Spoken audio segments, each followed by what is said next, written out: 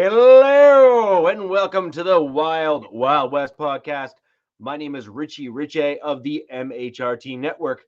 Over to my left or right, depending on which way you are facing your screen, is Alex Gibbons. That's right, the real Alex Gibbons. You can catch his articles there on Arrowhead Addict. You can catch him from time to time on the Lockdown Defense Network as well, where he breaks down his Kansas City Chiefs and also on the Lightning Fast Fantasy podcast. That is during the regular season only. Obviously, Alex is in a state of bliss, riding high, and may or may not still be coming down off of an alcohol-induced hangover of some sort.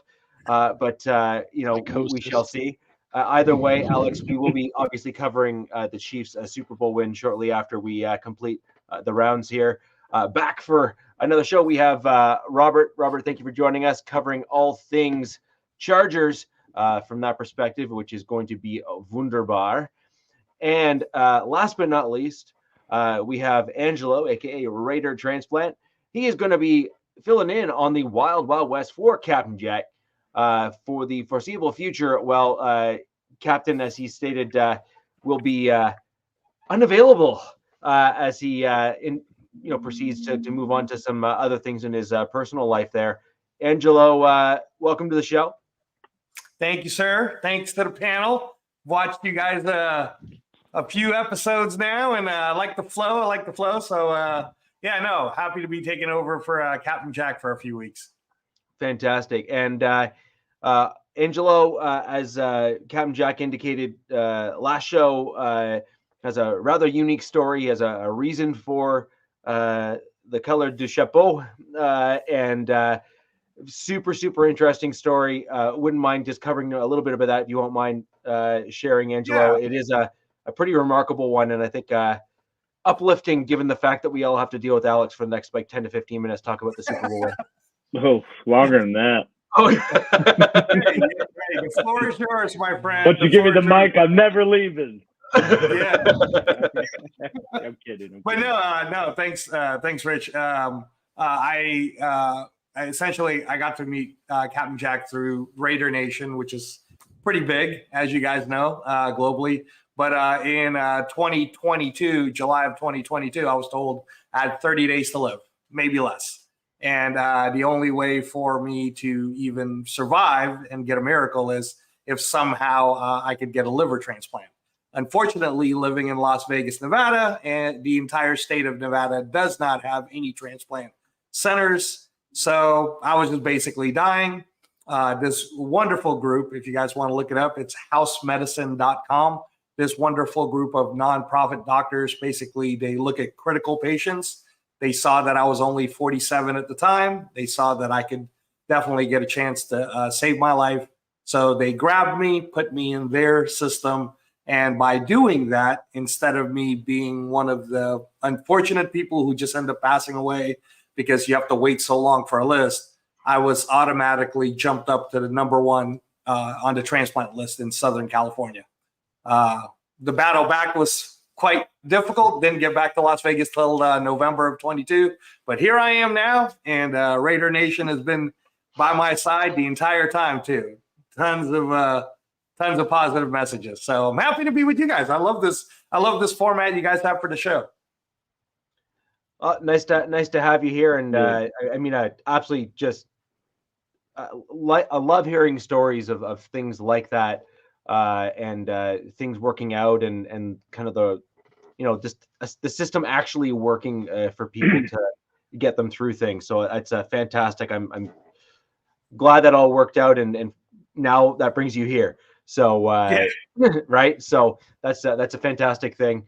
With the positive, I think we'll maybe start with a bit of a negative quick first, if you don't mind, Alex, and then we'll get into the positives of the Chiefs victory. Obviously, as some of you may or may not have heard, those of you who haven't, I do suggest you kind of quickly scour the news, although I can't imagine that it isn't being covered just about everywhere at this point. Horrible news coming out of Kansas City in the vicinity of the Super Bowl parade there in Kansas City, there was a horrible shooting. I think last I heard it was like 20 or 30 injured, somewhere in that. Yeah, one dead, 22 injured. Yeah, it was. That's. I heard there was one fatality, and then it was a fair number, somewhere in the 20s or so, injured. Last I heard, though, they were still compiling some of the information to make sure that they presented accurate information. So I wasn't quite sure of where the numbers and whatnot landed.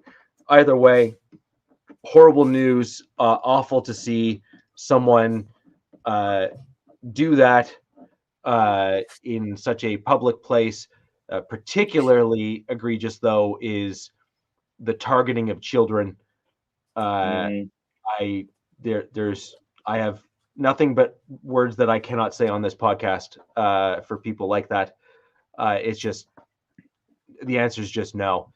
And so that in mind, our thoughts and prayers are with those who are injured and those families. I do pray for a quick and fast recovery for all. And it is a shame, because that should have been a joyous occasion for the city, a time to come together rather than a time to pin one against many, especially with a firearm. But I really do hope that those that were injured recover fully, and that hopefully, unfortunately, the one fatality is that's an innocent life lost in that situation. But unfortunately, nothing we can do about it from afar. Just simply pass along our thoughts and know that regardless of which fan base you're with, there is no place for that. No. Just like we were talking about the beautiful side of life things with like Angela's story and the kind-hearted nature of human beings, right, to do stuff like that. And then it's this is kind of shows that it's full circle, right? And even there's some sick, depraved people out there that just kind of have no regard for other people or other people's lives. And I mean, that's all what it is. It's like, and I'm sure this will spark debates on many other topics down the road, but the fact always remains, doesn't matter what you do or what rules or anything you try to put in place, like there's still going to be people like the individuals that did this stuff today, out there. And that's just part of life, unfortunately.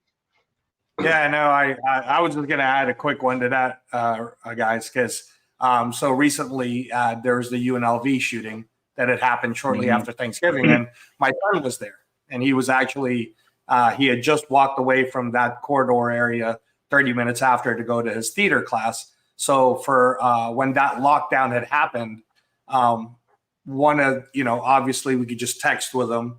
I could just text with them, can't call. You don't know what's going on. Everything was shut down. Where we were at, we're fortunate that in Las Vegas, things happened pretty quickly because of the unfortunate incident that happened to us in 2017. Yeah. So the first responders got there quickly, but it was sad, Rich, that when I finally got a chance to talk to my son, one of his first responses really was, it was almost like he wasn't even shocked. He was like, what, Dad, been preparing for this, growing up in California. We did these drills all the time. And the fact that we live in a society now where my 20-year-old kid is just not, I don't want to say that he was numb, because he's obviously still dealing with a lot of the different traumas of having that happen. But the fact that he was kind of expecting something like that to happen is just, it's a sad note in our society. And I do hope that, prayers and thoughts for everybody who's being affected by this. Really rough that it happened so quickly.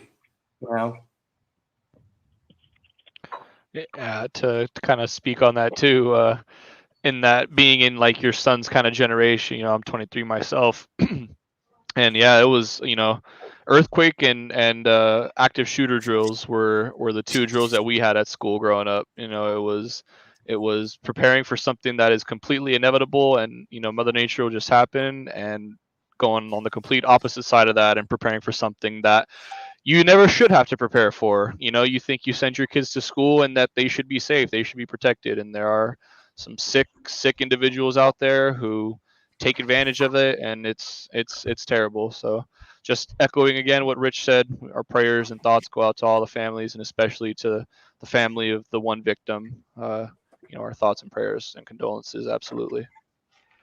Yeah, and obviously, this is a sports show. If any of you are expecting either of us to delve into the political aspects of this, the short answer is no. And that's about all I'm going to say on that particular side of this.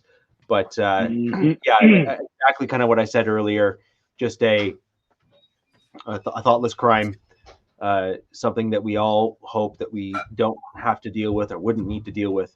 But nonetheless, this is a time for community to come together ultimately and be there for those that were impacted by this, and show that despite such horrendous actions taking place, that we can all pull through and show that there is still that positive side to humanity as well, which I have no doubt will likely happen. But I also hope that as much as the negative has been reported on, that we see the flip side of this also get reported on as well, because I think that is important to kind of show that, even in such a dark place and dark time, there is those that are there to kind of lift up when so much has been tamped down or in some cases taken away.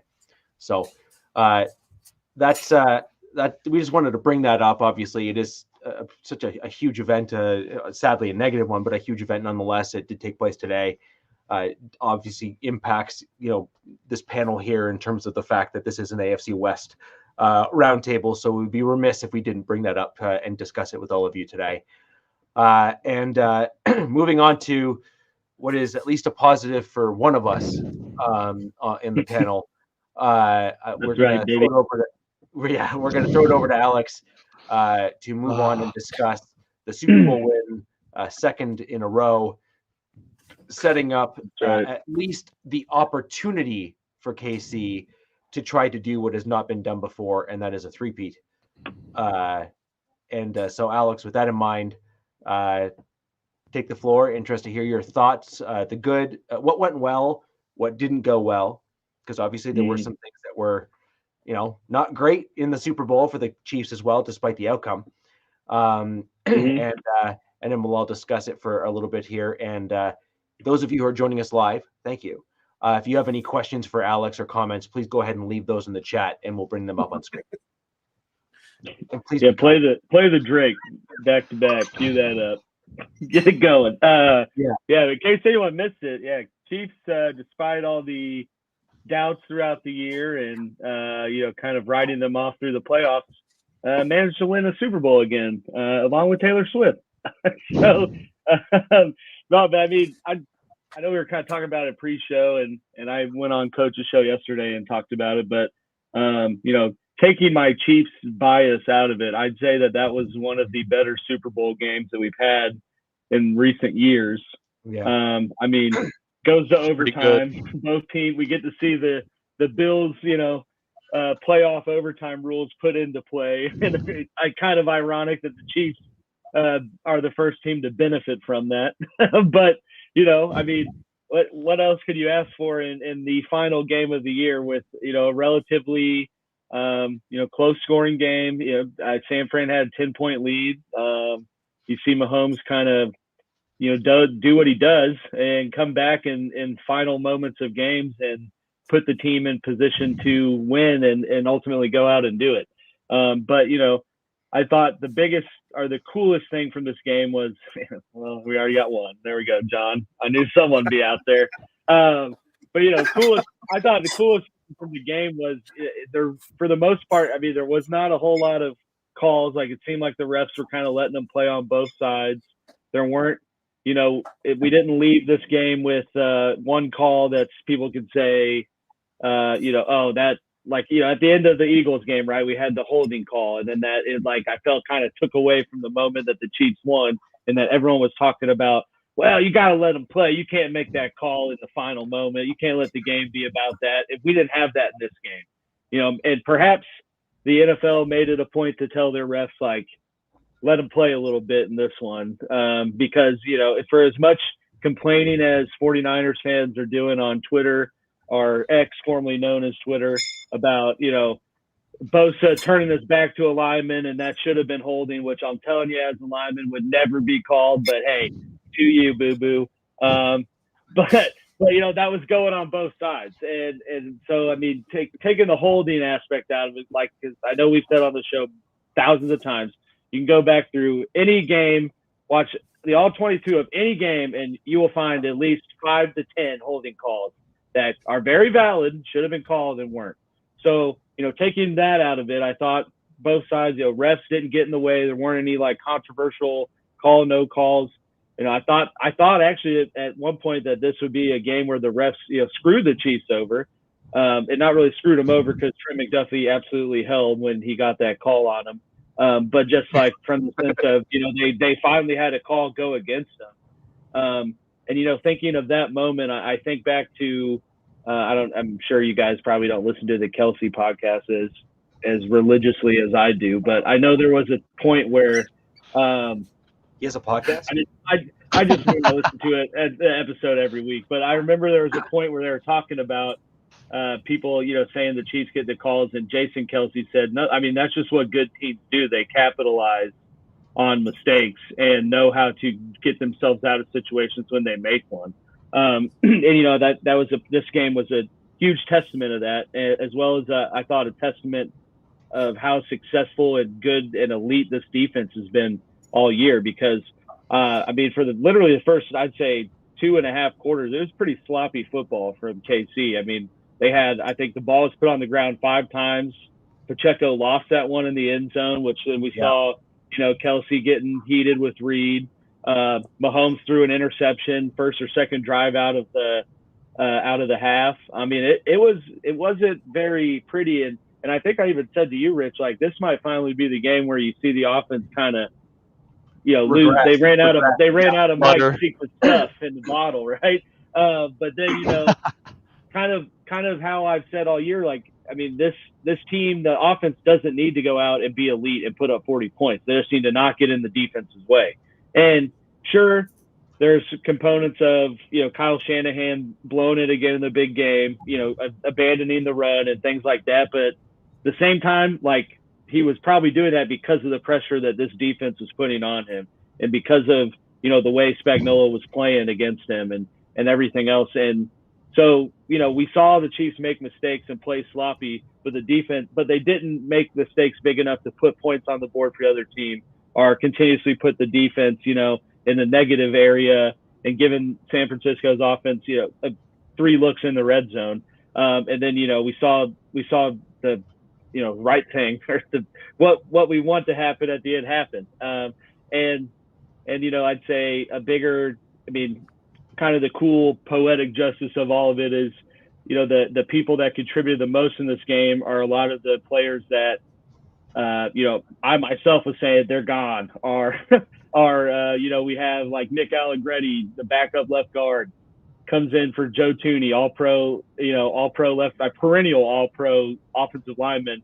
And it's almost like they didn't really miss a beat in terms of the pressures that they were giving up and being able to run the offense the way they have. And in fact, shout out to Nick Allegretti, because I don't know if you guys knew this, but he tore his UCL in his elbow in the second quarter and played the rest of the game. I heard that.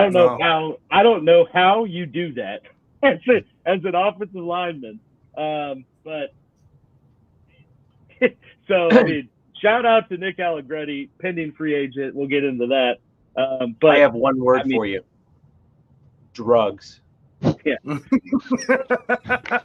Brace, morphine. Lots and lots of morphine. Injection right here, and a big ass brace and adrenaline. I guarantee you, the minute he got like into the locker room, he's like, "Oh crap, what is that?" Head started spinning. He got woozy. And so you talk about Allegretti, I know I mentioned Minihue being hurt and what kind of impact would that have. And then we see, Mike Pennell basically come in off the street and just manhandle Trent Williams for the most part, which is like, unbelievable. I mean, so it's just like, crazy heroics from some, key locker room type guys, but not, the guys you would expect to see. And then, obviously MVS catching a touchdown, McCole Hardman catching a touchdown, two guys that were kind of in the doghouse at one time or another during the year are basically non-existent in the terms of being involved in this offense. And, they're the ones that kind of bring the ship home, with those touchdowns. And I think it's, I know I've talked about MVS before, but like just for that guy being pretty much the sole reason with 2 drops that they don't have 2 wins in the regular season, to go out and, catch a wide open, touchdown is just like, I think a testament to, reading the front office and them constantly saying like, we got the guys that we know we want. We don't need to retool anything. And, that all came to fruition when it mattered most. But yeah, I mean, at the end of the day, Patrick Mahomes is undoubtedly HIM. He is that dude. You can hate him if you want, but you got to respect what he's done in his, 6 years as a starter, winning 3 Super Bowls. I mean, I'm sure if you're a religious scroller through X, you've seen the crazy ass stats about, there's only been, I saw there's only been 7 Super Bowls that were won where the other team was behind 10 points or more, and Patrick Mahomes has 3 of those. Like all 3 of his Super Bowls are behind by 10 points or more, and he comes back. Or, there's another one going around of, when the game's in the final minutes and the team with the ball's down 3 or 3 or less, or a touchdown or less, and to come out successful. Mahomes is a perfect 7 for 7 in those situations. You can paint it with refs helping them, with the game being rigged, whatever. But I mean, that is a pretty ridiculous stat line and pretty ridiculous, just closer killer mentality type, just traits that man has, to be able to be calm. And I mean, never really, the situation never seems too big for them. And they go out and, perfect pairing with Coach Reed, perfectly run team. And they go out and execute. And, I say that last part because of the whole conundrum with, obviously the 49ers saying like, oh, we didn't even know about these new rules. We never talked about them. And then you got every KC player's like, we had like 4 meetings about this. Yeah. There's even a video today that came out where they're talking on the sideline like, well, they're obviously they're gonna kick. So which way do you want to take it? And then they comes back like, oh, like Mahomes like, they asked to receive, like, let's go. Like they all knew it was just, but it goes to show like how well ran the team is from top to bottom and how thorough they are across everything. Because even something as minuscule as the change in overtime rules, you wouldn't think would make a difference. And maybe it didn't, but at the same time, you definitely saw videos in that key moment of 49ers players like not really focused on the game or task at hand of like, oh, I didn't even know that they get to go regardless. Like, what are we doing? And so, that stuff, I think this was kind of the big Super Bowl to kind of show like, this is a well-run, well-built franchise, and kind of top to bottom, we kind of saw a testament of that through the multi-facets of this game. But yeah, I mean, hell of a Super Bowl. Sick to go back to back, obviously. First team to do that since Brady in 2002, 2003. Definitely think that there's things that need to be addressed or are done this offseason to go for the three-peat. Am I going to sit here and say like, oh, they're winning 3 or 4? No, I mean, I'm not going to be that arrogant, but I think that being said, Mahomes has consistently shown as long as he's healthy and as long as he's got 10 other guys that are decent athletes, you can't count him out. Yeah, I think that's fair. Angelo, what are your thoughts? Yeah, so there's a lot there, and obviously it's nice to give you the floor, Alex. Super Bowl wise, it's actually fun to hear it from a Kansas City fan's point of view. It was really nice to hear it that way, because there's a lot of 49er fans that don't think that way at all. They're looking at it as basically they lost the game. You guys didn't really win it. McCaffrey fumbles the ball. Dre Greenlaw, who's a big part of that defense, trying to run into the sideline and tears his Achilles. And it felt like, as I at least was watching the game, there were so many reasons why the 49ers should win. And then you could kind of see like maybe this whole Taylor Swift 13 thing is the thing, because Dre Greenlaw pulling his Achilles, what the F, right? Or any of these other weird things happening. And even to the very end, right? Even at the very end, the offensive lineman just lets Chris Jones go.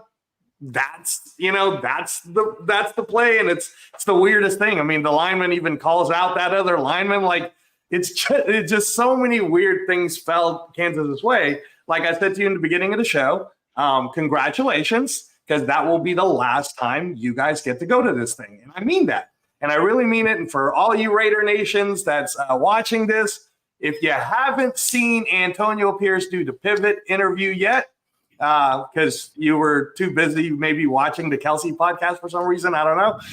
But if you have not seen it, please watch it. It really gets into what we are doing. And what I like the most about all the different changes that's happening for us is that we're ready to rock, man. Oh, and by the way, I just want to point this out, guys. Makes me feel good that Kansas won the Super Bowl in some ways. I have to swallow it, but makes me feel good because as far as I can remember, the Raiders are the last team to beat Kansas. We were the last team to beat Kansas. We beat them with, I don't know, Aiden O'Connell. But we mainly just beat them offensively. I mean, you had some turnovers. We pretty much showed everyone from the Ravens to the Niners exactly how you impose your will on someone like Patrick Mahomes. And all credit to Patrick Mahomes, by the way. He is amazing. But it takes a team to win in a football game, and don't know what's going to happen in free agency. I know Chris Jones said today in the parade, I'm coming back.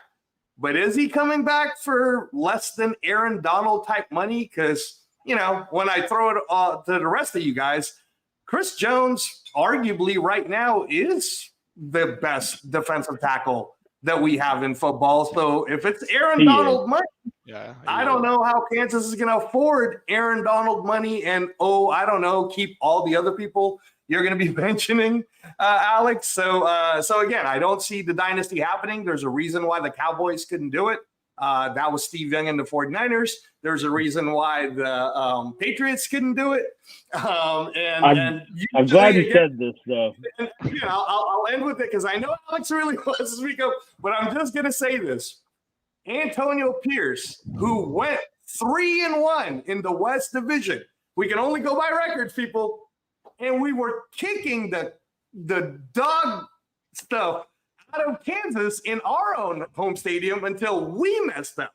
We screwed that game up. Not Kansas was better. We messed it up. Antonio Pierce and the rest of the Raiders pretty much feel that we have Kansas City's number. We will beat them. That will be the last time you get to celebrate in our stadium because you're done. That's it. You are finished. So I'll throw it back to you, Rich, but that's my thoughts on it. I just wanted to say, I get what you're saying on the moves, but the fact remains, right, last year, lost Tyreek Hill. Oh, they're done. What'd they do? Win a Super Bowl.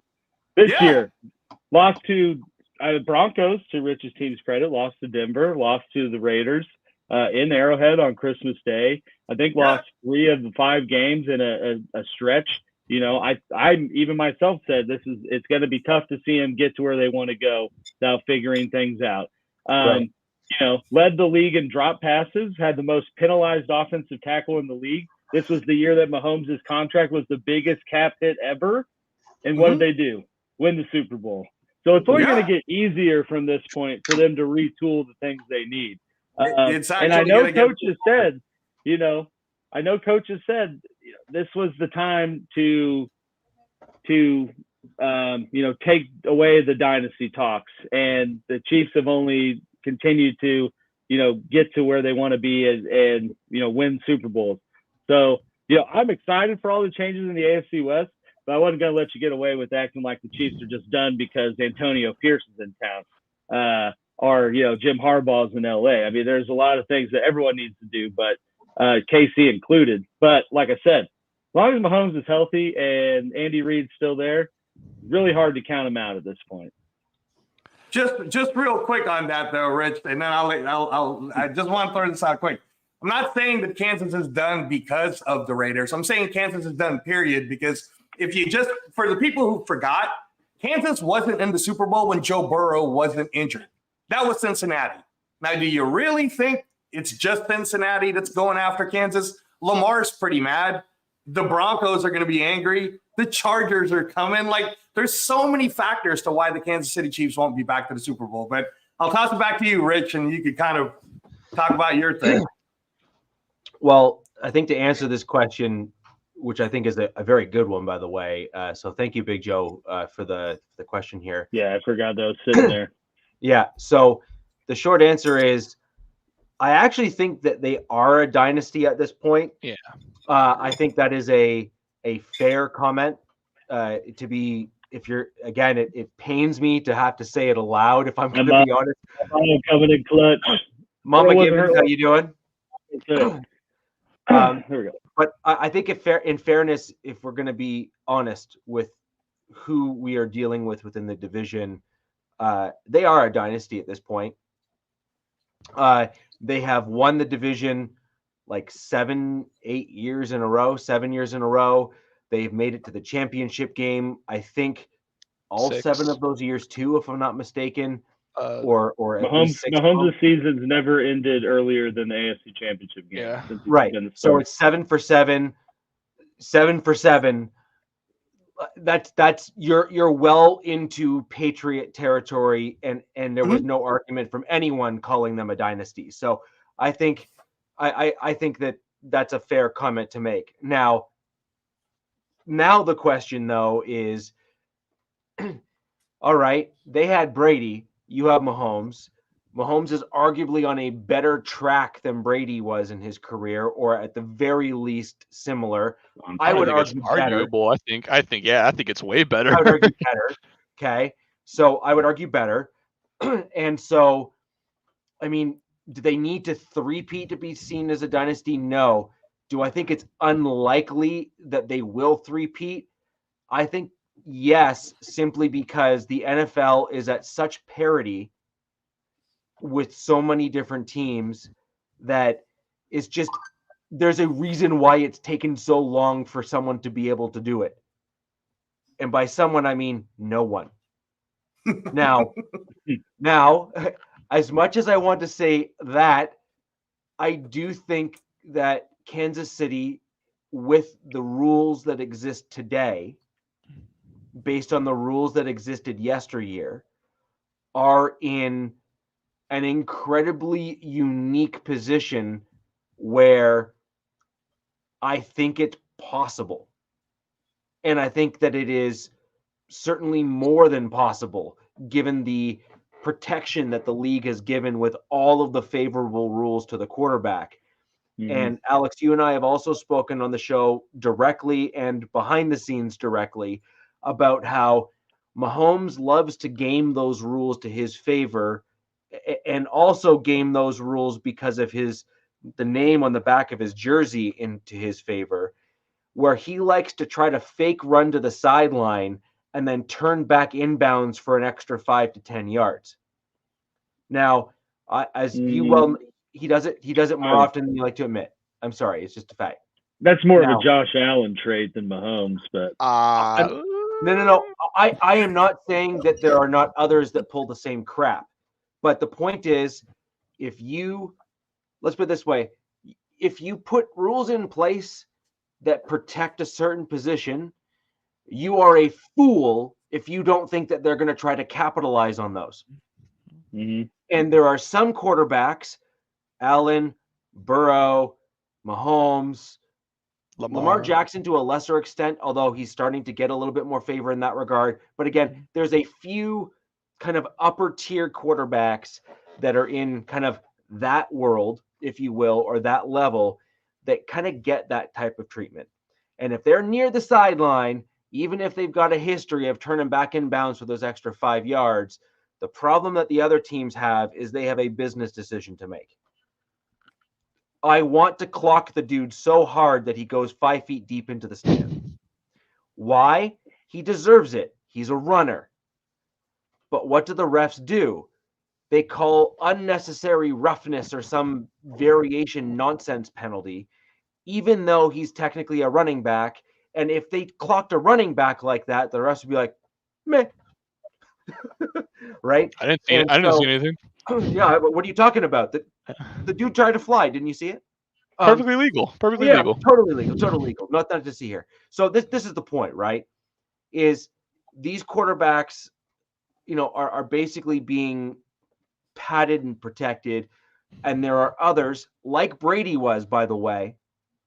And Mahomes has kind of inserted himself and replaced Brady. They even showed in the Super Bowl the Lombardi handoff little graphic there, which was, great. That wasn't sarcastic at all. Yeah. And where they showed the two handing off, that is precisely what you're seeing with these upper tier quarterbacks is they are capitalizing on rules that favor them. They are getting favored because of how, don't get me wrong, they're all very good and they're that guy for sure. And Mahomes is definitely that guy. And so they're getting those favorable calls. We saw it with Brady, right? And so Brady had a whole rule changed after he got hurt by the way he got hit. Same with Aaron Rodgers. So but that's just like that's a league thing. That's not like Mahomes. And I would say that every other quarterback has the same opportunity to go take advantage of those rules. He seems to be the only one that can do it, I guess, by the success that he's had in his short 6-year resume. But at the same time, you can't really, like, no one is doing the stuff that Mahomes does. Whether it be in he throws the final minute more than any quarterback I've ever seen, and on top of that, because there's another layer to that, he doesn't throw an interception when he does it. Yeah, right. Like that's what I'm saying. There's no one can do what you do. None that do it like that, though. and a big thing of why I say you can never count them out, and I talked about this last night, and watching the Super Bowl, or really as the Chiefs went on through the year, you saw kind of, I'd say, the maturity of Mahomes kind of come full swing, especially in the Super Bowl, because San Francisco, for whatever reason, was playing like their linebacker secondary like almost to the sticks and like basically giving them 6 to 8 yards of cushion, and Mahomes was just taking that. Like, I went on a 49er show after, and some guy was like, did Mahomes even throw over 5 yards, like trying to act like that was like that should skew his stats. I was like, well, actually, it's funny you say that, because he was taking what the defense gave you until they gave him one 60-yard shot to Hardman that he put only where Hardman could get it. And young Mahomes would have just tried to sling it downfield all the time. And we even saw Richie James wide open on a play that, younger Mahomes would have done the crossbody, no look, I'm going to complete that. But, now we see kind of the more finely tuned Mahomes that takes what the defense gives him, understands, I have a defense that I just don't need to get in their way. And that's why I think it's hard to count him out now, because you got a guy that's learned, to stop being the kind of naive gunslinger, or the Brett Favre, as he was compared to, coming in that just throws it all over the place and taking what the defense gives him. And, he had to learn that the hard way, I'd say, at times during this year. But there's definitely a lot of Tom Brady and Mahomes. It's like, I'd say, with how they go about preparing for the game, their mentality of like, I'm the killer instinct. They're like the Mamba mentality of, they both seem to talk of like, they're just this blinded belief of like, as long as there's a minute left and I have a chance, like, I'm going to get it done. And as well as like the preparation that they do, he certainly is understood coming in that like he needed to model his game after Brady, and he's doing that.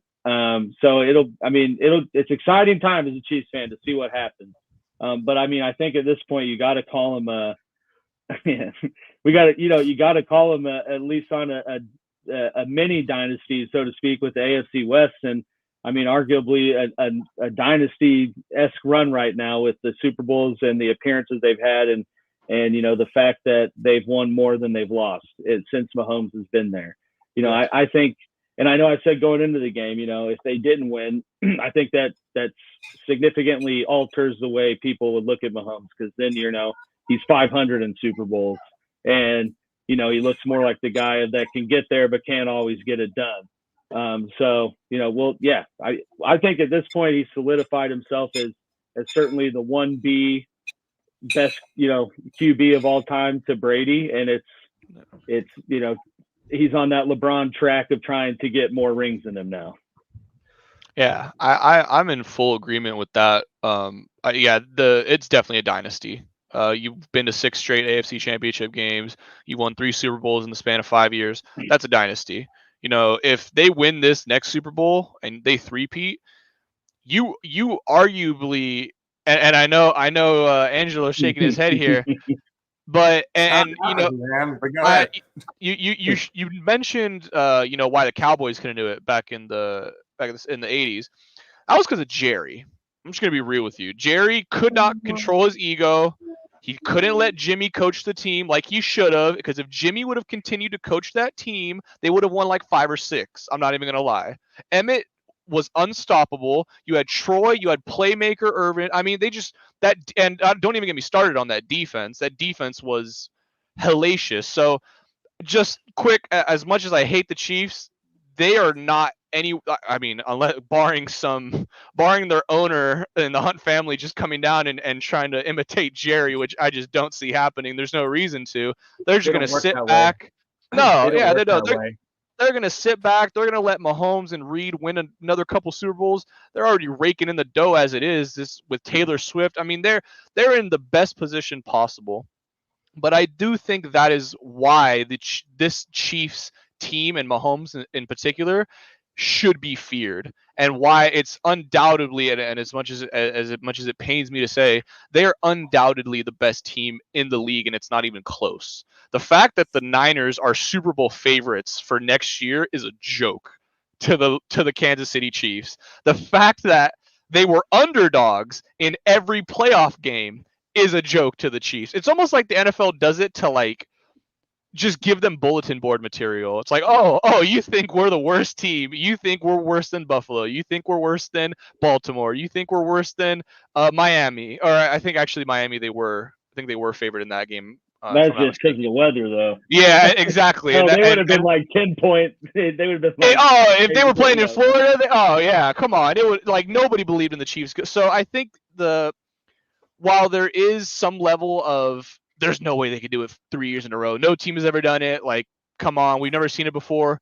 We've also never seen a team go to 6 straight AFC Championship games. We've never seen a team. The Chiefs did. The Patriots did. Yeah, the Patriots did.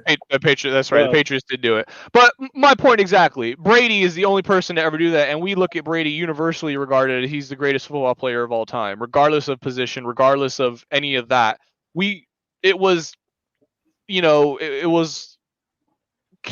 set in stone that Brady is the GOAT. I have an argument, to be quite honest, in that discussion. Yeah, me too. Go ahead, Taylor. I've Lawrence Taylor in that discussion. Okay, well. that's fair. That's fair. I mean, I'm sorry that Brady may have been a tactician, especially in the latter part of his career, where he wasn't lying when he said I basically have a cheat sheet. Why would I ever leave? And he wasn't wrong. You could see him play on the field. He just knew, right? It was not right. And Peyton Manning, in all fairness, was barely alive on the field, and the only reason why he was able to still win in the Super Bowl 50 there was because the defense. Even from day one in the league, the dude is just a football genius. Yeah, he is just Peyton Manning is a football genius. Yeah, he is just a football genius, and had the answers to the test 3 years ago. Right, it just wasn't there. He created the test. Yeah, he created the test and then beat it, right? Yeah, so it is what it is. But in my opinion, I agree what you're saying, and I do understand what you're saying, and I think there is some validity and truth to it. But I think we need to balance out what we see on the field and remember rules have changed dramatically over the course of these the seasons we're discussing, and when you have a guy like LT that was able to demolish people, and I mean quite literally in some some plays where Well, he was on crack. actually, I was gonna say he was coked out. Yeah. He wouldn't be able to No, play now because you get dinged every week. Yeah. You're like, dude, you got to go to rehab, man. Yeah. But I just think we need to be mindful of just how good some of the older players were at their position, especially and again, Alex, I think at one point we did discuss the Tom Brady quote and whatnot that he said. This was back when probably about, I don't know, 3-4 weeks ago. Brady made a comment a little while ago about how all these new quarterbacks, and he was kind of including Mahomes and some other guys in that discussion as well, in saying that the quarterbacks these days don't actually need to learn a lot of the things that the older guys needed to learn. And so you see a lot of these newer quarterbacks just make throws that a lot of the guys like Brady and Manning and Favre and, Unitas and all these other guys say, what was that dude thinking? And they say that because they don't need to protect the ball and protect their players the same way those older guys did. And as a result, they also don't need to learn the ins and outs of the game and as deep into the X's and O's as some of those older players did, certainly as quickly as some of those older players did, which even further proves that when you end up with the Mahomes, when you end up with, I would argue, CJ Stroud is certainly looking to be a guy that could be added into a conversation like that at some point. Oh, for sure. When you find guys that are like that, at this stage in their career, they just stand out because there are so few of them. That it's a tough go to win. I think the other thing too with that. Oh, sorry. I just want to cut you off. Okay. I'll let you go, Robert. I just wanted to add to what Rich's point was. He was thinking the same thing I was thinking when he mentioned LT. So I know, Robert, you're pretty young. I'm going to turn 49 tomorrow, so I've gotten to watch a few of these games, and the 49ers did almost have a chance to do a three-peat. Everybody always blames Roger Craig for that fumble, but the truth of the matter is LT was quite amazing at that game, and it opened up for that one hit that took out Joe Montana, which, by the way, would be a personal foul in this form of how we do the rules now. He gets for walking on the field. Yeah. There's a lot to it, and somebody, I think it was Jennifer, who made a comment. Hey, was Burrows hurt this year? He was hurt twice this year, and he was out for the season. But this was my whole point too. You won't see the Chiefs three-peat. It won't happen. CJ Stroud, thank you for bringing it up, Rich. Also, just so that you guys all know, the Texans have the best cap salary in the entire league. That is the competing team. So, but anyways, go ahead, Robert. I was just going to mention too, the reason why these young QBs are able to come in and just kind of dominate from the start, and why I've always been a firm believer in you throw your rookie QB in right off the gun. Like, I understand you can wait. I understand it's worked out for some of the people. Mahomes, Jordan Love is starting to see it now that he sat and he waited. I understand that it works out. But then you look at some of these other QBs like Herbert, Stroud, guys that were thrown in right off the bat, kind of just. I could even kind of throw in Tua because his situation was also kind of weird because there was a whole thing with Brian Flores, didn't even want him. But whatever, I'm getting way off track. The point is, the league is now set up to where QBs, the league is set up for the QBs to succeed. Back then in the 80s and even into the 90s, it was you brought your run game and you brought your defense. You could win a Super Bowl without a high caliber QB. We saw the Ravens do it in 2000 with Trent Dilfer. Not to say that Trent Dilfer wasn't a bad QB, but he wasn't Montana. He wasn't Young. He wasn't Elway. Some of these other legends in the game that we look back on and say, yeah, they carried their team. Look at Dan Marino. He's looked at nobody really even talks about Marino in that high of a regard because he never had that championship success. He threw for over 5,000 yards and 40 touchdowns in an era where running the ball was the way to win. And if you didn't run the ball, people would look at you like, what are you doing? So now in the league where, because the NFL loves ratings, the NFL loves the money that the big yards, the big high-scoring games bring in, it's obviously now catered to those quarterbacks, and they're able to get away with throwing these balls that these old legends are looking at like, I wouldn't even dare dream about throwing that, and he's over here doing it in a big game or in a division game. So I think it's definitely the era of it is definitely shifting, and who knows, this era could shift again if we see some where the QBs start having too much power and they have to kind of retract that a little bit. I don't see it happening just because of the popularity of the game and the money, the revenue that the league is generating because of this and because of these quarterbacks. I mean, just look at the AFC. It's loaded with young talent, with supposed young talent, where if you asked these AFC teams, hey, do you want to trade your QB for someone else? They'd probably say no. The Texans, the Chargers, the Chiefs, the Broncos, Bengals, sorry, Rich. Ravens, Bengals, Ravens, Bills, the Bills, I mean, Dolphins, I guess probably. if they sign him, I'll say yeah. If they sign him to an extension this offseason, I'll say yeah. The Jets, you could argue because they went out and got Rodgers. I know he wasn't necessarily, maybe they would get rid of him to go younger just in that sense. But, a lot of these teams have their QB set already. Or the Jags, I forgot to mention the Jags, even though I don't believe in Lawrence personally, but the dude has a playoff win, so you can't fault him for that. Against who? Let's just on to the next portion of that. Who do you beat in the I don't want to talk about that anymore. Listen, Dwight. So there's two things to unpack in that, and then I want to quickly discuss Chris Jones' both comment that he made both today and also what he represented. I think for the Chiefs in the Super Bowl, I think has been wildly understated by many. And I think that needs to be spoken about. And oddly enough, it's the Broncos dude that's bringing it up. So, hey, let's we'll look at it from what you just said there, Robert, about the quarterbacks and whatnot. We are seeing a tremendous number of soft tissue injuries from many skill position guys. And there is a part of me that is wondering if some of the types of plays that they are being put in or situations that they are being put in are both causing those types of injuries. And I mean that directly relating to where the quarterback is putting them in terms of throwing them the ball and like a reckless abandon for the fact that they're going to get just absolutely clocked over the middle. So there's that. And then the other one is how they're getting hit. Another big one here is the strike zone is no longer the strike zone. The strike zone is basically almost like waist down, and you're now getting absolutely just wrecked in your knees, which are for those of you who don't know the ins and outs of kind of the functionality of the body and have any kind of kinesiology background at all. Those are some of the most complex joints, or one of the most complex joints in your body.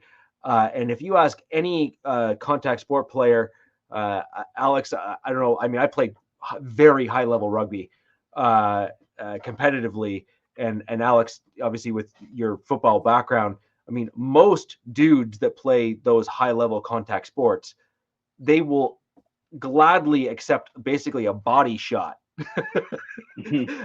in favor of getting hit in the knees directly, because your knees are so prone to bending out of place, or the ligaments and all the tendons and all the connective tissue there. That stuff can literally end your career. I mean, look at Todd Gurley. As someone that tore their ACL themselves, I can attest for that. Yeah, did not end my career, but was not a fun process. It took every bit of a year. So. Yeah. And so, I mean, even with breaking, so I shattered my right leg, which was fun. I mean, I literally broke my leg so badly that I could not move my ankle. And I have horse legs. And I'm literally, I got a medic on the sideline. All right, move your foot left. I was like, I can't move my leg. And he's like, what? And like, my legs are like literally like that big. And he's like, move your foot. I was like, can't. So it was, we'll call that interesting. But those are the things that you want to avoid. You want to avoid those lower leg injuries. In my case there, I had 4 guys jump on my leg. So it look, that's like 800 pounds plus coming down on your one bone. That crap's just going to happen. But in football, these soft tissue injuries are absolutely just they're becoming so common to bounce back from now. So I guess there's a positive there, but they're also happening, it seems at least, a little bit more frequently, but they're not being treated as they're not being seen as serious because of the medical breakthroughs we've had in repair.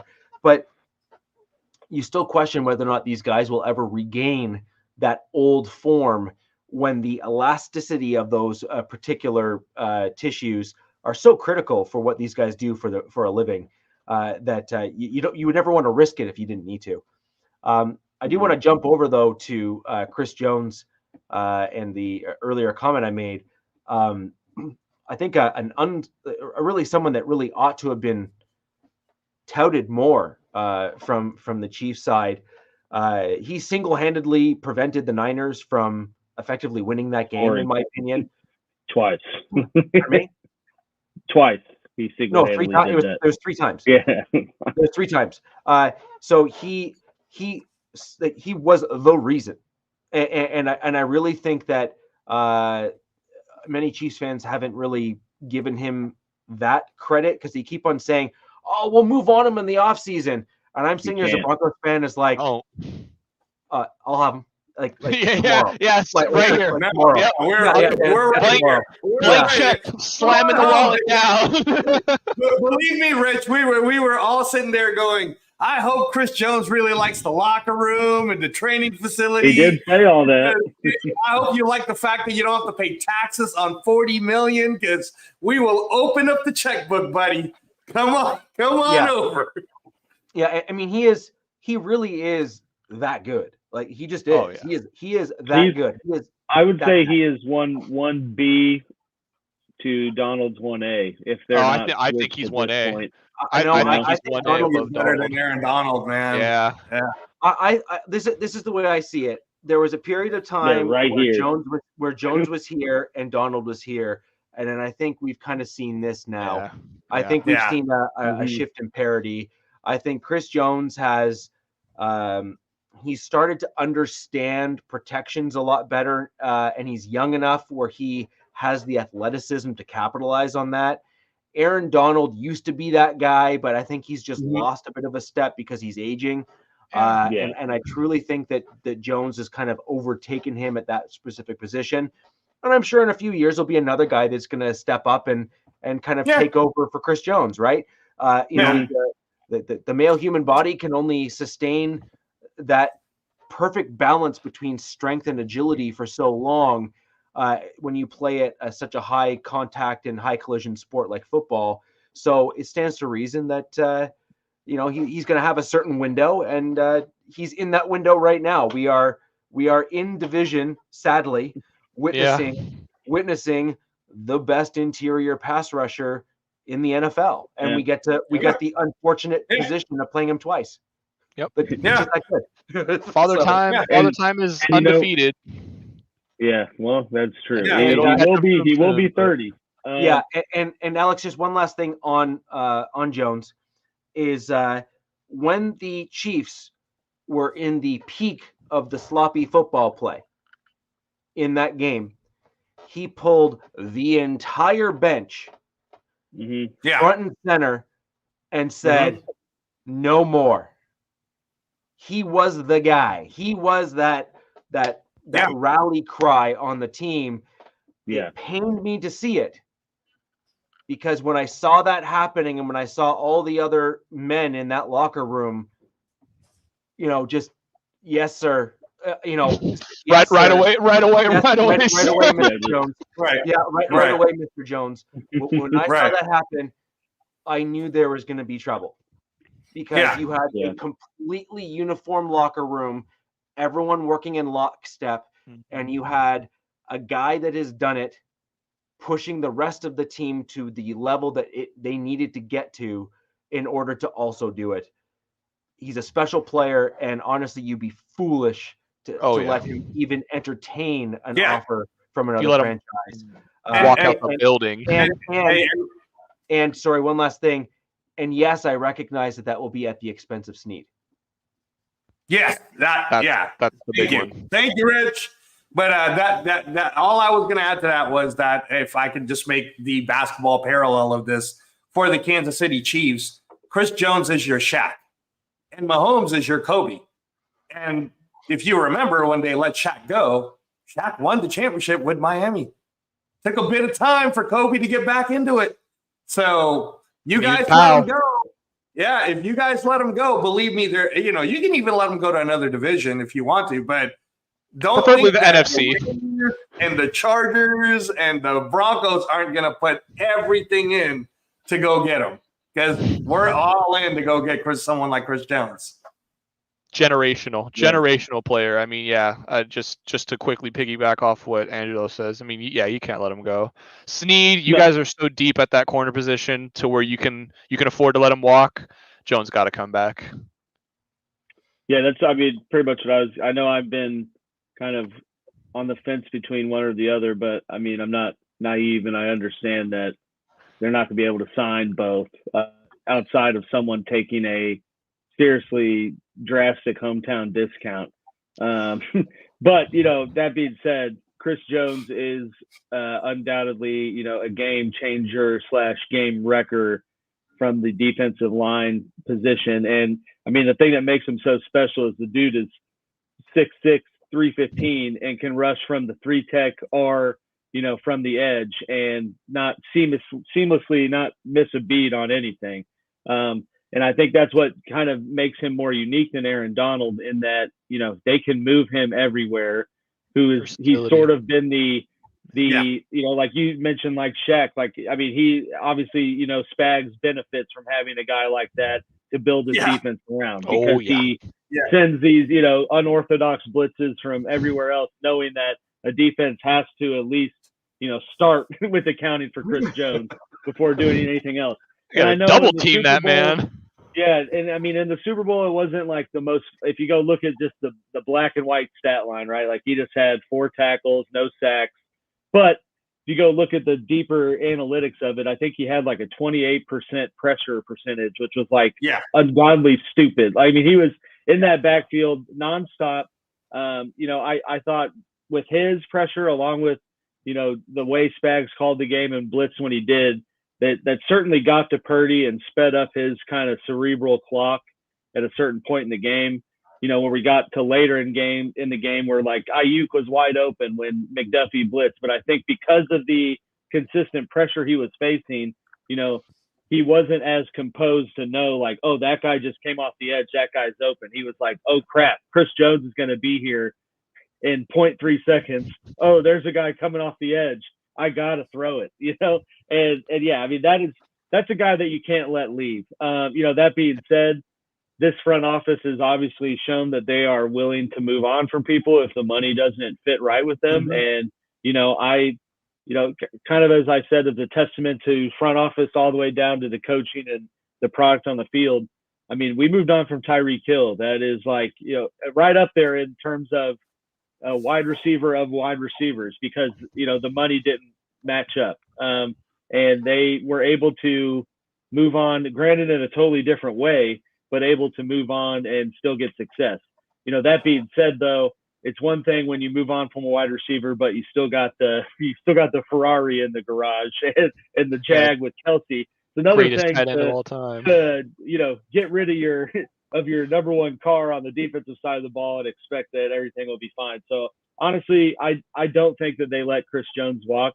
I think the only way that you see them do that is if it's some kind of like tag and trade where they get some kind of return.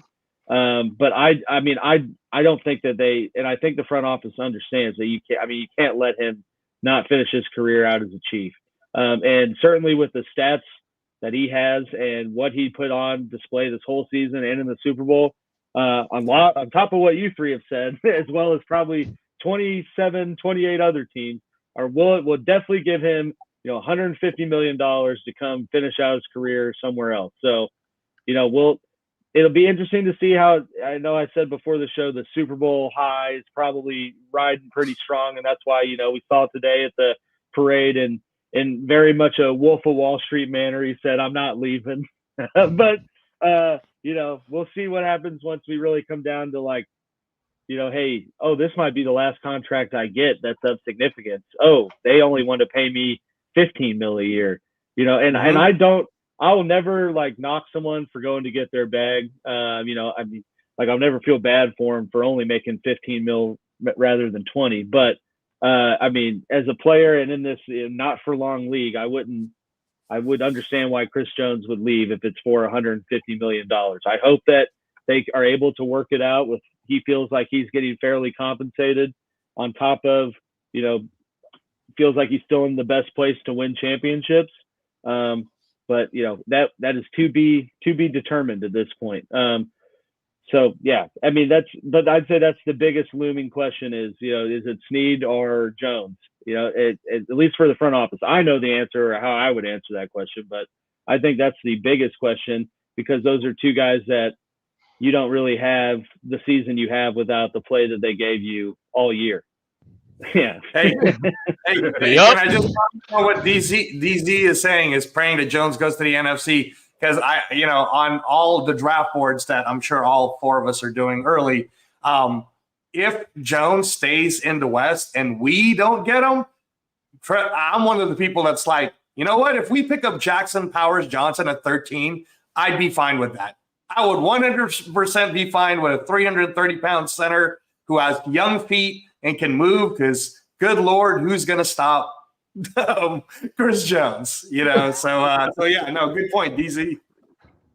Yeah, Yeah. I'll just to quickly say, I wanted to quickly get your opinion on this, Alex. What would you offer him? Kind of seeing, you know, he's 30 years old, like you did mention. What are you thinking? 5 years? You thinking? Yeah, and Yeah, Alex, I mean, before you answer, real quick, Alex, before you answer that, I just want to also remind you that Tyreek Hill didn't want to leave. You guys did offer him money, but the Miami Dolphins said, "Here's $70-something million all up front for you right now." And Tyreek said, "As much as I want to stay, man, how do I turn that down?" So when he asked you that question, answer accordingly with the money that you're talking about, because there are plenty of teams with so much money that they can do the same thing Miami did. I'd be curious to ask Tyreek how he feels about money now when he saw his former team win 2 rings without him, though, because there is something to be said about financial longevity that comes with legacy and success on the field. I mean, Tom Brady left hundreds of millions of dollars on the field to field a better team around him, and he doesn't seem to be hurting from not getting that contract type money. And I think that's you know, where Chris Jones will have to come from if he wants to stay in KC, because I think KC's gonna be like, look, dude, I would give you $30 million a year if I could, but I can't do that and sustainably, you know, keep this ship at full mass as it has been.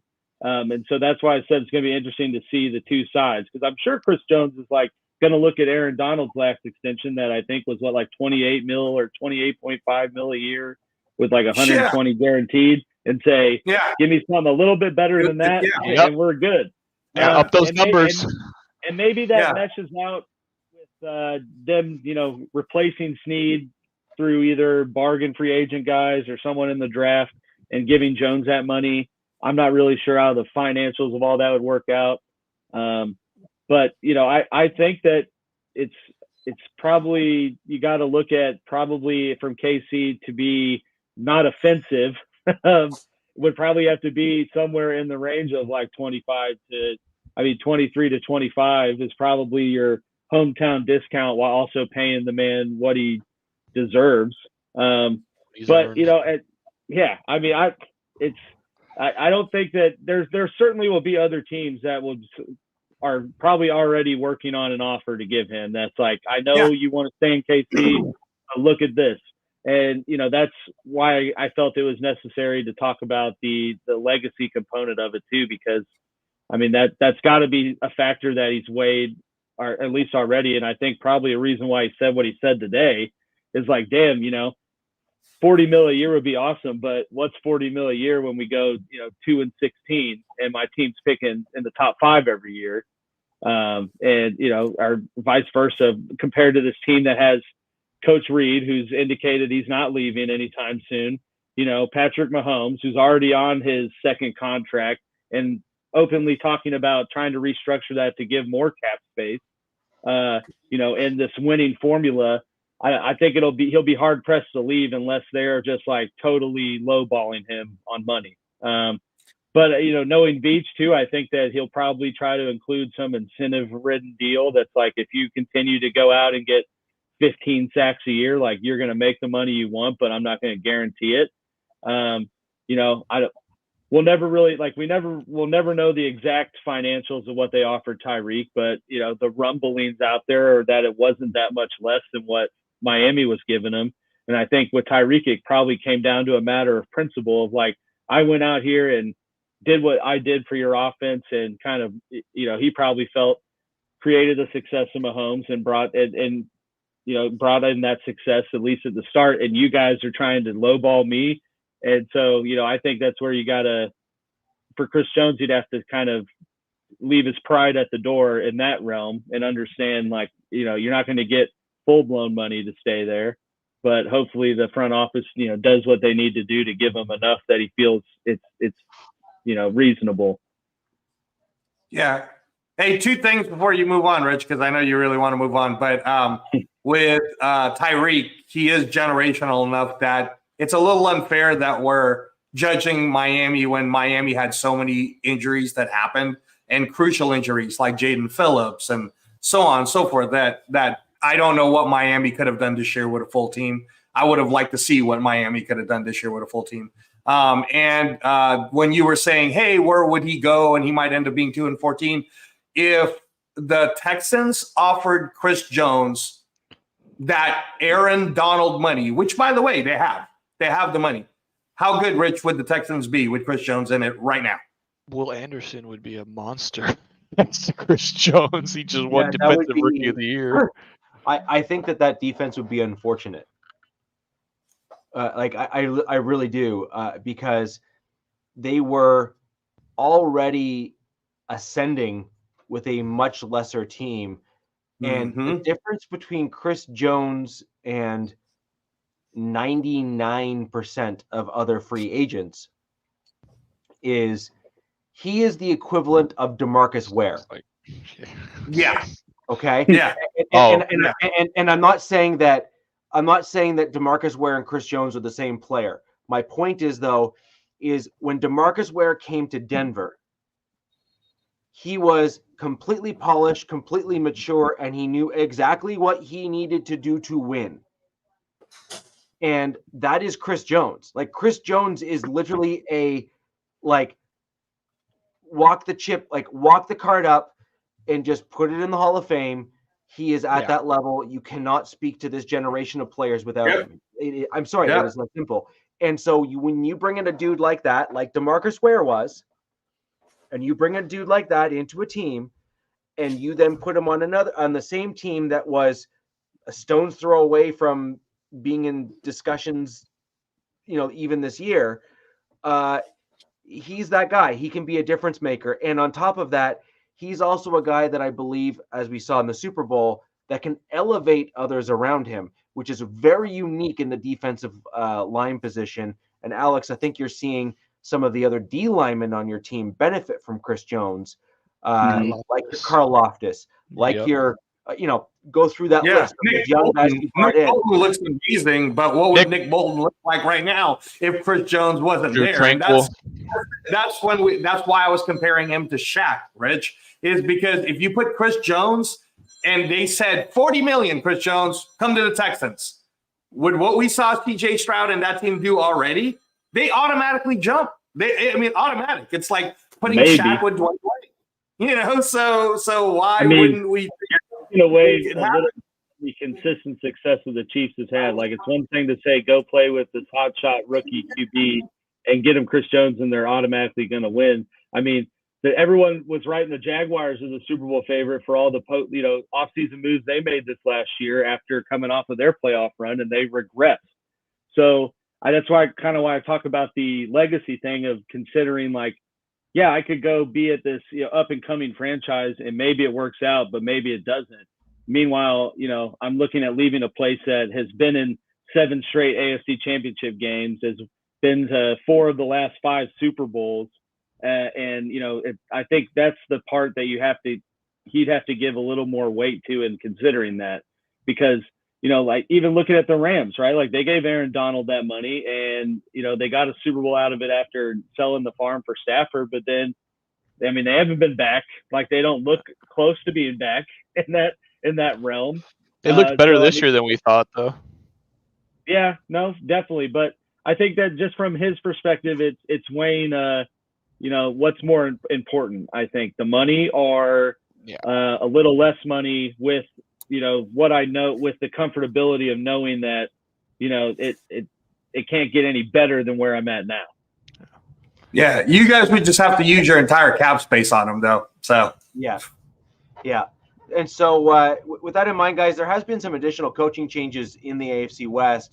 We're going to skip that for this week, and we will discuss it in a little bit more detail in conjunction with some additional topics for next week, because I think there's maybe some better synergies in terms of coaching changes and some roster, you know, reconstruction things and whatnot. I think those really dovetail in well together. As much as Chris Jones, and he's a kind of a coach on the field, you kind of hear that term thrown around a lot, but I think he's a rare example of where that's actually true. DeMarcus Ware was the same thing, and Peyton Manning was a very similar kind of guy to that as well. So you have a few kind of rare air guys that, you know, are that guy, and I think Chris Jones has proven he is that guy. With that in mind, we'll skip over the coaches and whatnot for this show, and I'd like to just end the show with a bit of a kind of a roundtable discussion where we each give kind of one thing, now that the season is now over for the 2023-2024 season, one thing on our team that we believe needs to change, and as an additional caveat, how we would suggest perhaps solving or changing that thing on our team. So I'll throw over to you, Robert, to go first for your Chargers, and then Angelo, we'll have you go next, and then I'll go to kind of close us out.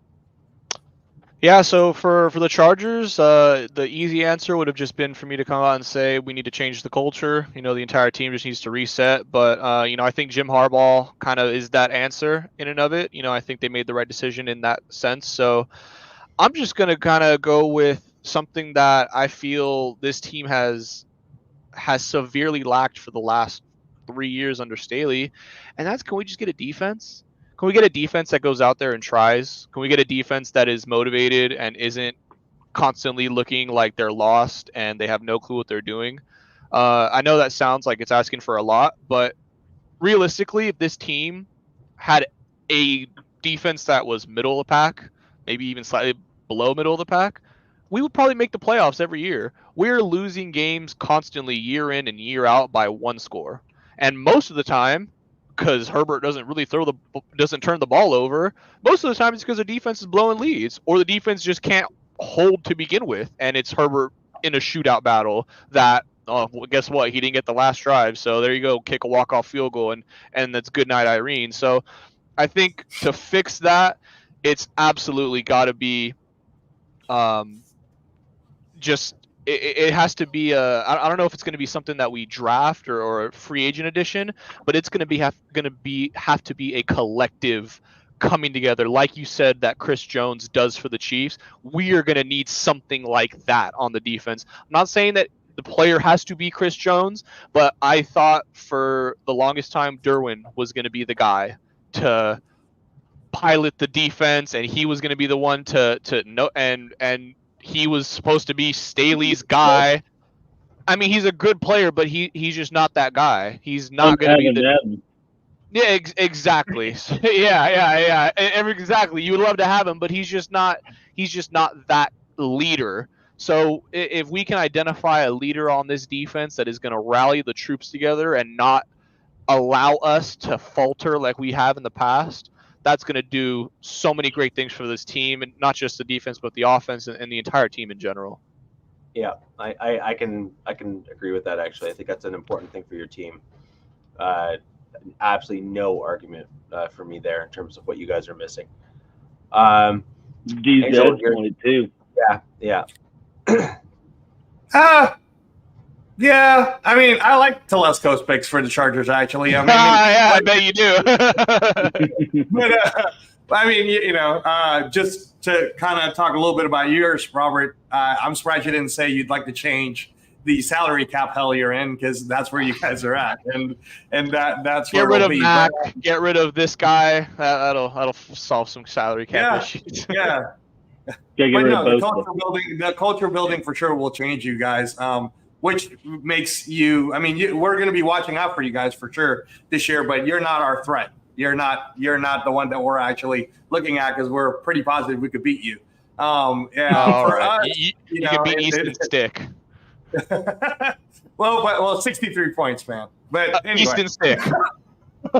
Sure. But for us, really, we've had so many changes, and the entire Raider Nation was begging for the change that we needed, which is Antonio Pierce. And when we talk about someone who can lead an entire organization, I mean, the guy went from floor to floor of our building and talked to administration, talked to finance. He's got everyone all going the same direction.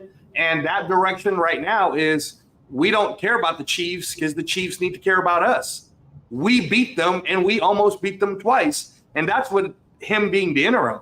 We're going to have a full season. We're going to get to talk about the coaching changes, which I'm excited about. Our offensive line coach now, James Craig, who we took from the 49ers. But really, man, if you look at James Craig, he's worked with one of your best guys there, Rich, in Denver. I mean, and this guy won the Joe Morrow Award when he was with LSU. Our line's going to be nice. And I'll talk more about our other great staff hiring, but we're ready to roll, man. We're ready to rock. We're ready to roll. I think that it's going to be free agency that's going to matter to us. When I was just playing around with it, and I'm not Telesco or Tom Delaney, who's really our cap guy, but when I was kind of just messing around with post-June cuts and whatnot, I got us to almost 70 million in cap space, which is why I have a strong belief that just to drive the price up, Mark Davis and Telesco might go, oh, I know you want to stay at Kansas, Chris Jones, but 35 million, and here's what it's going to be over the next 3 years, and we're going to guarantee almost 90 million of it up front. I could totally see some crazy deal like that happening, just to drive that price up.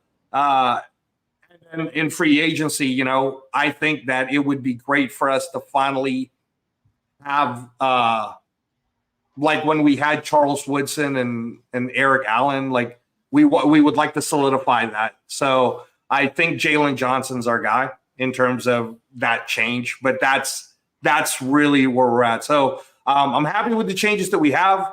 I'm happy with the direction we're going. I know that there's some Raider Nation people split on, should we trade the farm to go get Jaden Daniels. I'm one of the people that don't agree with that at all. I think we stay put exactly where we're at, and we'll see how it goes. The most I would have traded for Jaden Daniels would have been our first this year and our first next year, and maybe a player or two. But that's about it. I don't really want to give up the farm to go get him. There's so many talented people in the draft this year, which I'm sure the four of us are going to get to address at some point in the show. We're going to get, and there's been a lot of fun draft stuff that we're looking at. But yeah, no, change has already happened. We're ready to roll. We're ready to rock. And like AP said in that great interview in Las Vegas, everybody in this division needs to look at it the other way around. They need to worry about us. They need to stop thinking that the division goes through the red team, because it's going to go through the silver and black team. And hope you enjoyed that win, Alex, in Allegiant, because that is the last time you're going to win in our stadium. So go ahead.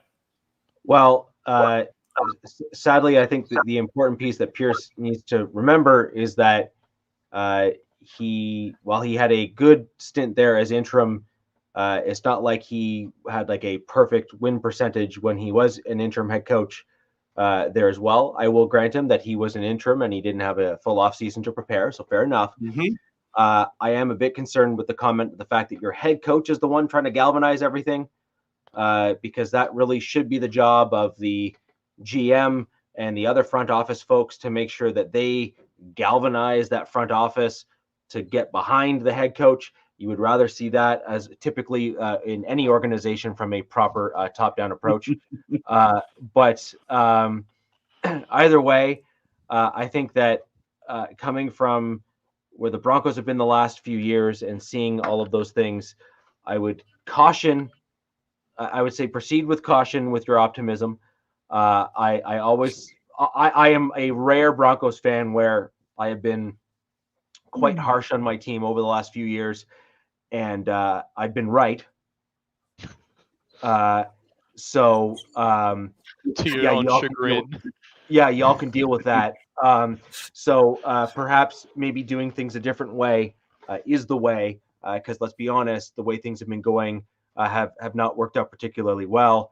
And I would argue that the Raiders are in the same position in some regards. And I would also argue that the Chargers are also in the same position in the same respect, where they've done the same thing multiple years over and over again. The definition of insanity is the exact same thing as what the Chargers have been doing. So they've now made some changes. So that's good. Drastic ones. That's good. The shrink has worked. So good for you. And we'll see what happens. But I just think it's important that as fanalists and fans, as we look at things, we need to take a step back and take off our respective teams' colored glasses and truly assess and analyze things. I was in the camp where I thought that Mahomes and Reed were going to struggle last year, not this year, but last year. I felt that Andy Reid had proven, and of course he then went on to prove me wrong, but I thought that he proved in Philly that he had a difficult time changing. He really struggled in kind of tweaking his offensive approach when he was in Philly. And they struggled a little bit as a result of kind of the struggle to change. And I did wonder and think that he may bring that same mental mindset when he came to KC.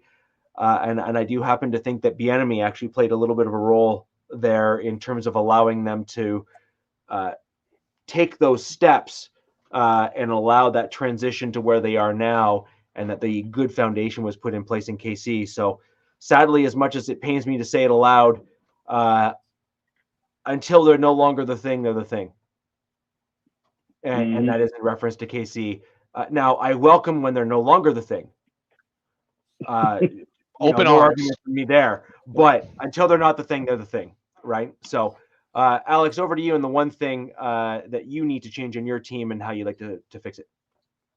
Yeah, well, we obviously talked about Chris Jones. That's the biggest the biggest thing. But it's going to be an interesting off season because looking at now, they have I think 25 pending free agents, including some big names like Chris Jones, Snead, Drew Tranquill, Hardman, a lot of key contributors and a lot of key important depth guys too. So I think we'll see the front office try to, for the most part, run it back in the sense of bringing back a lot of the guys that were an integral part of the locker room, the culture, and of the season as a whole.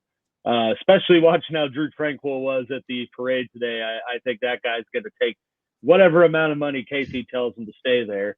But yeah, I mean, you're welcome. Yeah. Your guys' loss was definitely our game. He went on there. He was like drunk at the parade. He took some new person's mic and he's like, "This is way better than LA. This would never happen in LA." And I was like, Then the shooting happened, and you're like, maybe it's a little bit like LA. Yeah. Not wrong about that, man. But yeah, I mean, I think the biggest thing, and another key free agent would be Donovan Smith, the left tackle. I'd say key in the sense that he was the starter.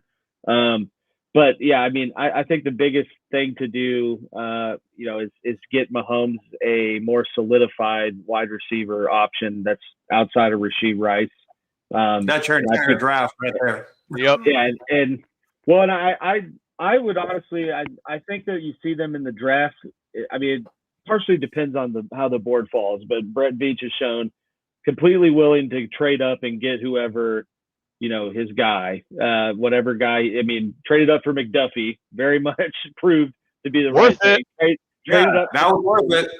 You know, so he's shown the willingness to make moves when he sees people, and I think with this being such a deep wide receiver class, I think you look at him probably targeting, an offensive tackle to move up and get, or hopefully one falls. But I think we kind of see him reset that part of the line and finding a left tackle that you can develop into someone, who's already pretty good, but develop further and have 5 years of control with. So I think the biggest priority would be to get Mahomes, like I said, another viable option or more reliable option, I'd say, are that 1A to Rice's 1B in terms of the wide receiver room.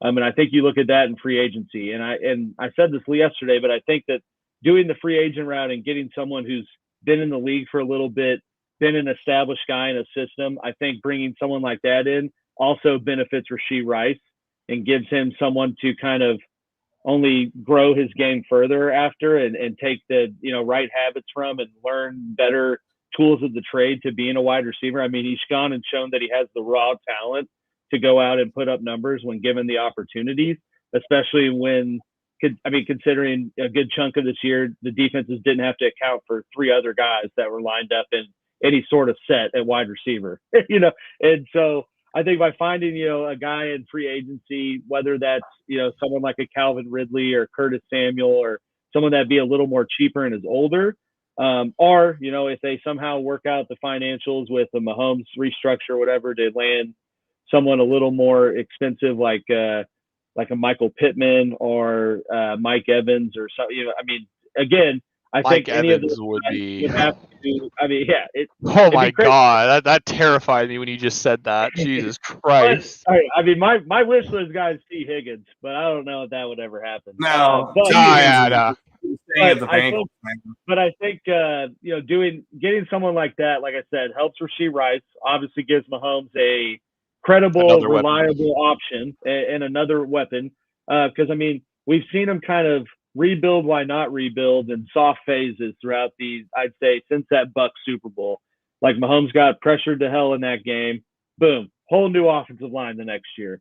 The defense, we see some issues at linebacker. Rebuild that. We see issues in the secondary. They go spend picks on guys and have hit on every pick, which has obviously helped expedite things. But yeah, I think you see them look in the draft for a tackle, look to free agency to make a bigger splash, so to speak, in terms of a wide receiver, and then continue to do what they've been doing in sort of these bargain bin 1-year deals on role player type guys or guys that are coming off a hot year with another team, like Drew Tranquill, Mike Edwards, Donovan Smith, all were guys that they kind of got in the 11th hour of free agency just because other teams didn't want them. So, I think the priority one's got to be kind of solidifying the wide receiver room. No, I agree. Yeah. I'll go quickly for the Broncos. I can kind of sum it up pretty quickly between I have 2 positions, but I'm gonna pick one because unlike Angelo, I can count. And we did say only one thing, not 5. But with regards to hey, you did it, not me. So I'm going to pick the interior defensive line specifically for the Denver Broncos. It has actually been a huge pain point for us. We have truly, and I mean truly, struggled at that position for like 7 years almost, really, if you're going to be honest. It almost takes us back to Super Bowl 50, where we had the 2 DNs in Derek Wolfe and Von Miller. No. Oh my God, I can't believe I forget his name now. He was the one I wanted to keep too. Malik Jackson. And they were kind of like Batman, Robin. They were constantly getting into the backfield, and they were doing a phenomenal job. And really, their interior pressure was what enabled DeMarcus Ware and Von Miller to have the success that they did, because between those two, they forced teams to look inward, because if they didn't, there was going to be immediate pressure into the backfield. And Derek Wolfe was particularly astute at getting to the running backs. That was really a real talent of his. was the run game stop, and I know he prided himself on that. And if you haven't checked out, Derek Wolfe has actually been on the MHRT network being interviewed, so I recommend checking out the interviews there. But anyways, when you look at Wolfe, he's been phenomenal. He's he was a great guy for us, but it goes back that far. I mean, he's retired now. Like that's a problem. When the guy we're talking about is the guy you're talking about is no longer in the league. Like this is an issue, guys. Like, and one could argue like the quarterback position is another one with Peyton Manning being retired, but really it's interior defensive line is my pick for the Broncos. I think we're going to struggle getting one in the draft because I think this is a relatively. You don't think Byron Murphy's going to be there for you? He might, but the question is, do you want to pick him up at the position we're picking at? Is he a guy that you think is going to succeed at the NFL level and be that game changer? Maybe. And then this is kind of getting into future shows and whatnot, but the other piece here is I'm actually one of the few Broncos fans that I think we should be following Miami's route. I want fire sale on the Broncos. So I want us to trade away Justin Simmons. I want us to trade away PS2. I want us to trade away wow, you want to trade away PS2? What? Yes. Yeah, I like that. Trade them away. Trade away PS2. Come to LA, baby. Come to LA, baby. The rumblings that Sean Payton really wants Caleb Williams too, right? So and so there's a few reasons for that. One is we're going to be in a very difficult position from a cap perspective as a result of the poor Russell Wilson contract. The other one, and again, I'm kind of digressing a little bit here just because you asked. I'm just simply filling in the gaps. We also have 2 recent contracts again from this past offseason just to compound the problem of cap hell. So, yay. Which was McGlinchey, who did not play particularly well for us on the Broncos. And we also had Ben Powers, who I was kind of surprised with because I felt that Powers was a better fit than McGlinchey overall. But Powers actually struggled a fair amount for us this year and allowed a tremendous amount of pressure, certainly more than I expected from an offensive lineman who I thought would be versatile enough to play in a Sean Payton system. McGlinchey, I thought, was going to have to kind of transpose some of his skills to even be decent, and it just proved that he couldn't do it. So I see that one as fair enough. I guessed wrong. But Powers, I actually thought was going to actually be better than he was, and he wasn't. And so those are 2 big contracts that have a fair amount of upfront money and stuff like that still owing on them that will hinder the Denver Broncos in terms of future things. So if you are in a difficult spot and you need to improve and you have a large number of positions on your roster that need to be retooled, including a quarterback, which you really don't have because the midget dwarf that you went ahead and got as a major trade didn't work out. I guess there's not enough phone books for him to see over the offensive line, I guess. But at the end of the day, it didn't work out. But there's a huge dead cap as a result of that, which is going to severely hinder the Denver Broncos. The only course corrective action for that is to get a very gifted, very talented young rookie quarterback on a rookie cost control 5-year deal. And then trade away some of the key position guys that you have either to, and this is what my thought process is, to mitigate the number of picks that you have to give up to go up to get him. Mm-hmm. Right? Because the thing is that when you are devoid of talent on your team, you need to keep those picks, not trade them picks, in order to then retool your roster. And so the best way of doing that is to trade away some of the players that have not helped you win thus far, or haven't at least gotten you to the playoffs. Let's be honest, it's been a while since we've been there. And so if that's the case, fair enough, but at least you can get the quarterback of the future and perhaps even get another player at maybe like the left tackle or right tackle position, which is going to be equally as important in order to help out that young rookie quarterback that I think the Denver Broncos so desperately need.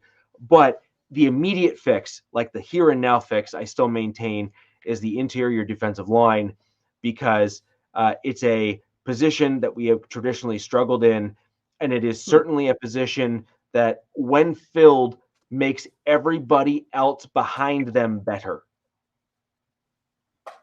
Look at the Kansas City Chiefs, right?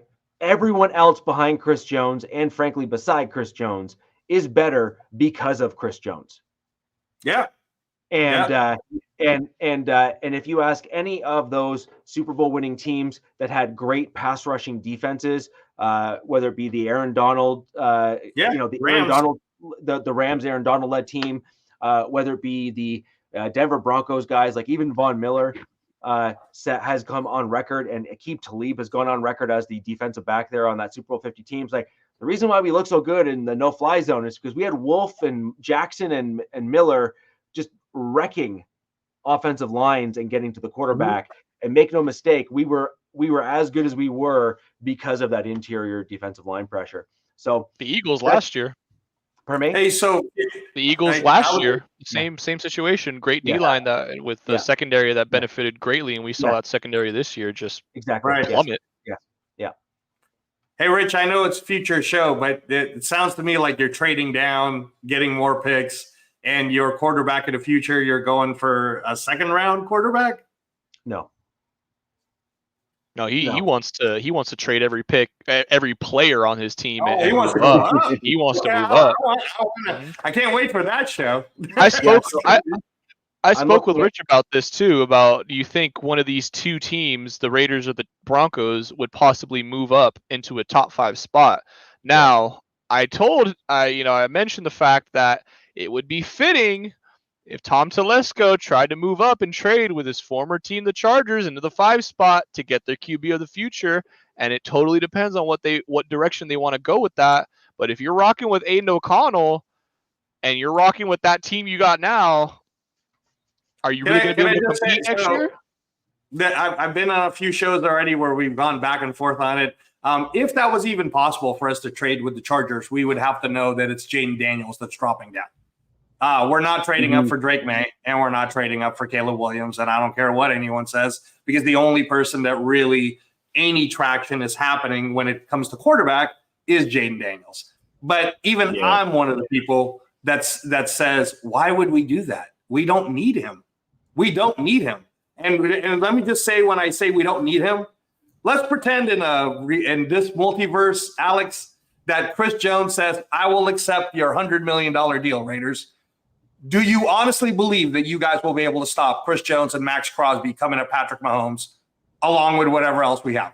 Because we were already getting to you without Chris Jones. What do you think is going to happen when we get Chris Jones? If we get Chris Jones. Right? Yeah, I don't know. Hey, I'll say there's a whole bunch of defenses that we're supposed to be able to stop Mahomes, and they haven't yet. So, I don't know. We'll see. So I think that's an interesting discussion and thought process to kind of go over again future shows. Certainly because you don't get to the playoffs without generally first winning your division. It's kind of just the way it normally works. And so as of right now, those are all decisions that our collective teams are going to have to start making and working towards in the offseason. But that is certainly going to be the types of things that we will be discussing on this show in future weeks as we look at our roster constructions, things that we would like to see changed, reasons why we would like to see them changed.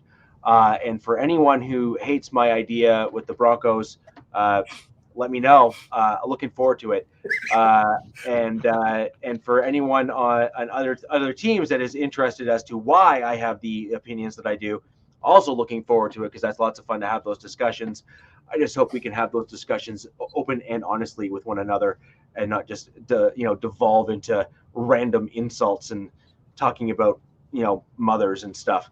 But anyways, we'll move on and discuss some great topics in the following weeks. Different position groups, coaches, things we'd like to see, things we project to see, free agents and team members that are currently on the rosters that we think are going to be either cut or traded. We'll get into all of that, and eventually, obviously, yes, we will start getting into mock drafts, reasons why, et cetera, and go down that rabbit hole as well. So Draft never season, fear, baby. lots of stuff to cover on the show across all AFC West teams. We will also have news and rumors and additions and subtractions as they come out to start talking about those and what we believe the impact will be, either positive or negative.